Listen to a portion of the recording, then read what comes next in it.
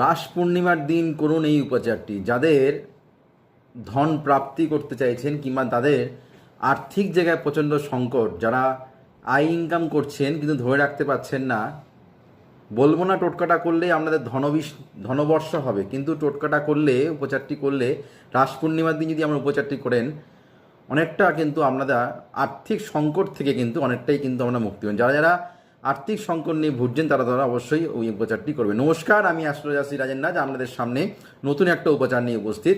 অবশ্যই সেটা রাস পূর্ণিমার দিন সন্ধেবেলায় কিন্তু আমরা করতে হবে। অনেকেরই বাড়িতে লক্ষ্মী পুজো হয়, যারা লক্ষ্মী পুজো করেন না তারাও কিন্তু এই উপচারটি করতে পারেন।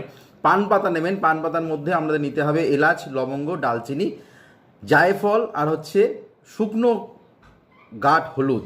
এটা কিন্তু আমাদের অবশ্যই লাগবে। সেটা ঠাকুরের সামনে রেখে দেবেন। মন্ত্রটি বলবেন ওং শ্রীং শ্রীং ধনলক্ষ্মী নমঃ। মন্ত্রটি পাঠ করবেন 108 বার। করে দেখুন টোটকাটা, অবশ্যই কিন্তু আমাদের শ্রীবৃদ্ধি, লক্ষ্মী বৃদ্ধি